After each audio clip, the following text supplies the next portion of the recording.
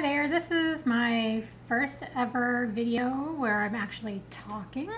I know that a lot of people on my wonderful fish Facebook group have been talking about starting planted tanks, and a lot of people want to use CO2.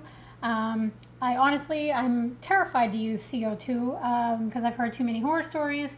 I'm in charge of my tanks myself. If I was to go away, my family would not know what to do if there was a CO2 emergency, so I've just decided to go a different route with my tanks, and that is not CO2, and just use water additives like the Seachem.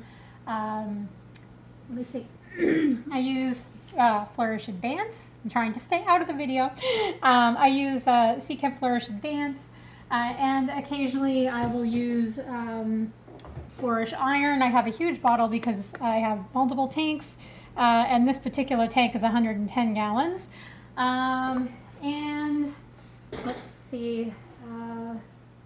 Yeah, so I guess that's it. So today I want to talk about I believe it's the Ludwigia. I'm not going to pronounce it correctly, and I'm sorry. But that's this tall plant here that you see, and it's all over. I started off with this about 3, maybe 4 months ago with just one little section over here. It grows really fast. Again, I don't use CO2, and I just took a huge trimming today. This is the trimming that I took of my Ludwigia. So what you do is, okay, let me back up. The problem I find with this plant, though it is beautiful, is that it tends to get really spindly. And by that, I mean that as it grows, the bottoms of it, let me put some of it over here, the bottoms of it tend to become like this. So they end up kind of looking like this. With just some leaves on the top, and they're just not pretty.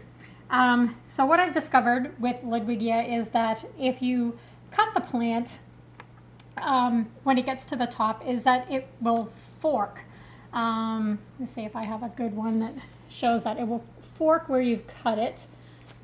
This is a good example.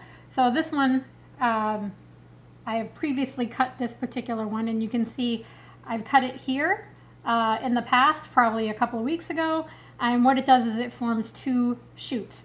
So what I do is when it gets to the top of the tank, and there goes a shoot, when it gets to the top of the tank is I trim them off. This will cause the tops to become more bushy, and then I replant the stems at the bottom of the tank, and this will make the bottom bushy, and as you do this over time, you'll notice you start to get some bushy growth along the stalk. I don't know how well you can see that, but you can, it will try to become a little bit more, it will become a more bushy plant over time. It just takes a couple of months, a couple of replantings.